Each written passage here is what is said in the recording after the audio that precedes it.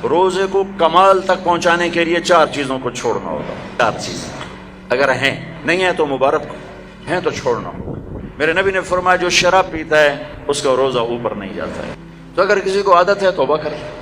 پھر شرابی تو تھوڑے ہیں، جو ماں باپ کا نافرمان ہے اس کا روزہ اوپر نہیں جاتا ہے، یہ بہت زیادہ ہیں. ماں باپ کی نافرمانی تو جنگل کی گھاس کی طرح پھیلی ہوئی ہے. شاید ہی کوئی خوش قسمت ماں باپ ہوں گے جن کی اولاد ان کی آنکھوں کی ٹھنڈک ہوگی، ورنہ آج کل اولاد سینے کا کانٹا بنے ہوئے ہیں اور کانٹے کی طرح چبھے ہوئے خنجر کی طرح کاٹ رہے ہیں. ماؤں کو روتے دیکھا ہے، تڑپتے دیکھا ہے، ماں باپ کو. مجھے ایک باپ کہہ رہا ہے، باپ میرے علاقے کے ذمہ دار فوت ہو گئے، پرانا تعلق، میرا پتر اگے چ سڑدا پہ ہوئے تو میں دعا نہ کرے سا بچ گیا.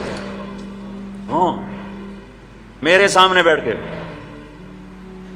کہ مولانا صاحب دی ماں بھی آندی ہے جا اگے سڑدا پہ اسی تو میں نہ اکسان لا سا میرے پتر نو بچا. تو ماں باپ کی نافرمانی یہ روزے کو نہیں پورے دین کو روک دیتی ہے، پورے دین کو روک دیتی ہے. صرف روزہ نہیں ہے، پورا دین رک جاتا ہے.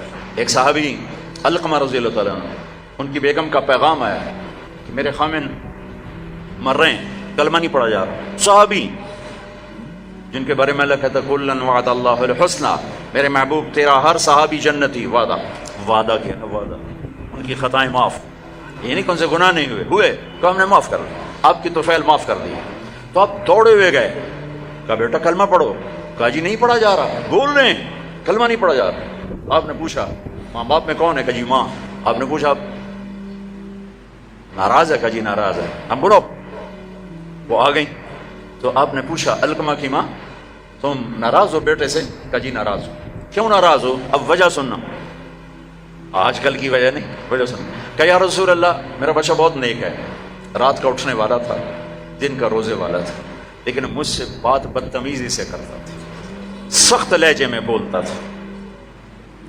مجھے اس کا دکھ ہے، اس نے اپنی زبان سے میرا دل توڑا، زخمی کیا. اللہ اللہ. آج کی طرح نہیں کہ ماں باپ کو دھکے دیے جا رہے ہوں، گالیاں دی جا رہی ہیں، صرف اتنا کہ یہ مجھے بدتمیزی کے ساتھ مجھ سے بولتا تھا. تو آپ نے کہا معاف کرو گی؟ کہا میرا جی نہیں چاہتا. آپ نے کہا میں آگ لگا دوں اس کو، پھر سفارش کرو گی؟ کہا نہیں اتنی تو ناراض نہیں کہ آگ میں جلتا دیکھو. کہا پھر اگر تو نے اسے معاف نہ کیا تو اللہ اسے آگ میں جلا دے گا.